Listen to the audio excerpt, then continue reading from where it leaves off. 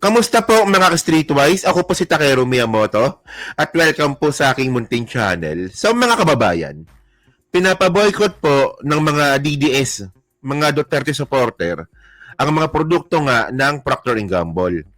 So yung Tide, Ariel, Pringles, Olay, Safeguard, parang ganyan no? Kasi nga daw po, binastos daw po ng mga empleyado ng Procter & Gamble yung tatay digong po nila. Alam nyo, no, napaka-immature talaga ng mga DDS, no? Cancel culture pa silang nalalaman. Well, pag-usapan natin yan maya-maya, no? Kasi ang point natin dito, mga kababayan, itong mga DDS nga kung makapagsalita sa presidente, bangag, adik, di ba? Tapos si First Lady Lisa Marcos, meron daw pong sex video. Well, para sa kanila, hindi bastos yun. Pero nung pinagtawanan nga si Digong, kasi nga nakakulong, yun naman daw po pambabastos sa tatay nila. Well, not, sige pag-usapan nga natin para makuha nyo yung point ko, no? So sabi dito, no, nakuha ko to sa isang article, no? DDS call for Procter & Gamble boycott over Duterte joke at company event. So company event ito, okay?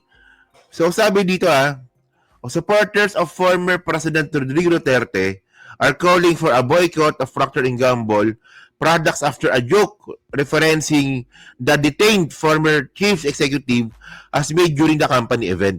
So, mayroong company event po ang Procter & Gamble, no? So, pinagtawanan nga si Digong kasi nga nakakulong. Nasabi pa dito, continue natin, nasabi pa dito. Okay. At the gathering, an alleged employee asked improv group spit. So, yung spit na grupo mga kababayan, ito po yung tatlo na magkadikit. Oo. Medyo sumisikat nga itong grupo na to, no? So, sabi dito ng isang empleyado, pwede bang tawaging OFW ang isang mayor na nagtatrabaho sa ibang bansa?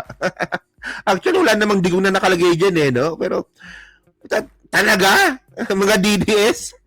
Puta, sensitive pa kayo sa lagay na yan? So, sabi pa dito, continue natin, sabi pa dito, the question was widely believed to be a dig at Duterte, who recently won the Davao City mayoral race while in detention at The Hague for alleged crime against humanity. The exchange with drew laughter from the audience has since sparked online outrage from the DDS, Duterte diehard supporter. So, bawal daw po pagtawanan si Digong. Oo. So, sabi ng mga DDS, sabi dito, walang respeto, tuwang-tuwa sila sa lungkot ng ibang tao. Sabi nga, tingnan nyo kung gaano kakakitid ang utak ng mga DDS, no?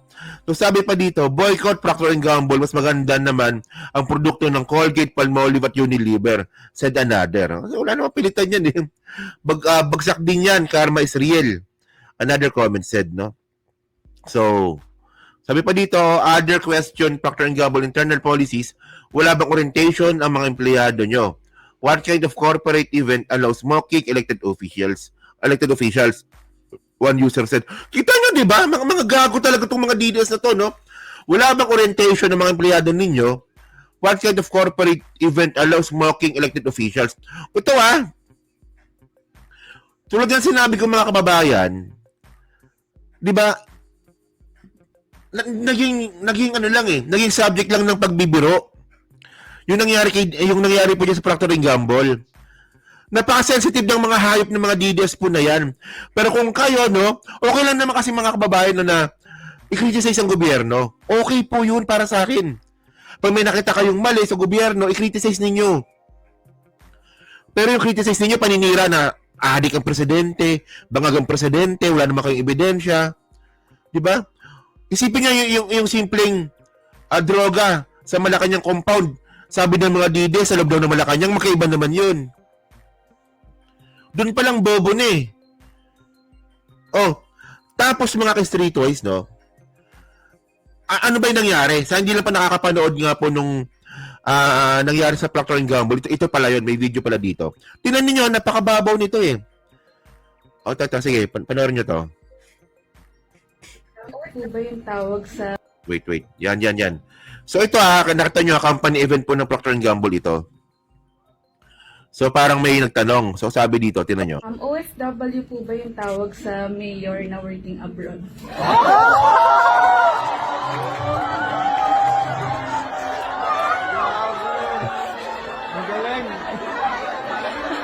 It's just a general question. Usually, ito ay isolated case. Siya ay nasa preso ay whiz.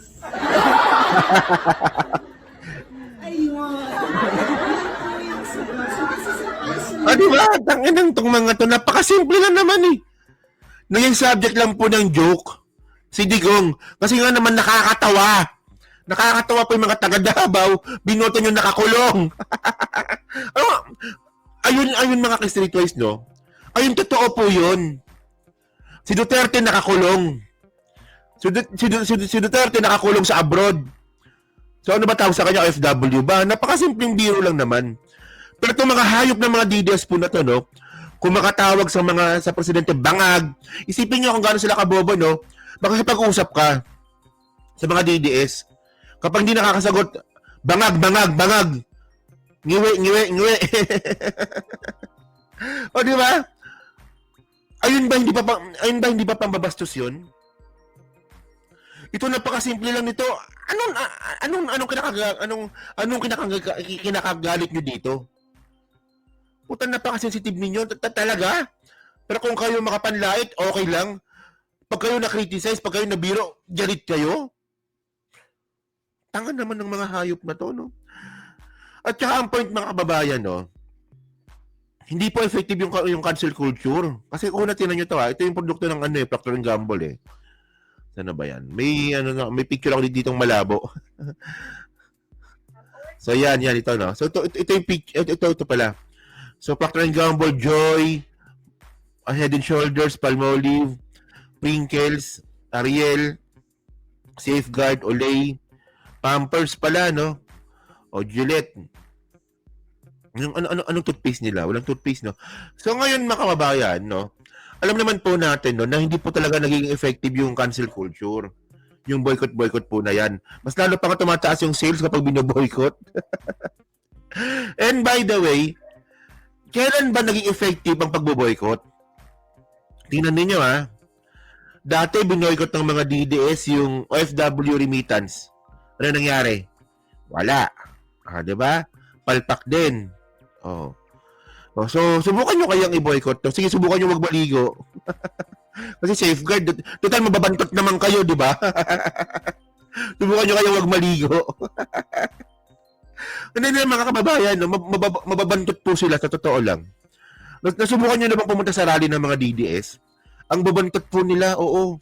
Alam niyo yung naghalo yung pawis, ihi, putok, puta, sa isang siklab, ganun po. O, nakapunta po ako sa rally ng mga DDS, putang, ang babantot po nila, ang bababoy ng mga yan. Tapos yan, sasabihin ninyo, cancel safeguard. Si Joey Cruz. So, tingnan nyo ito, sabi dito,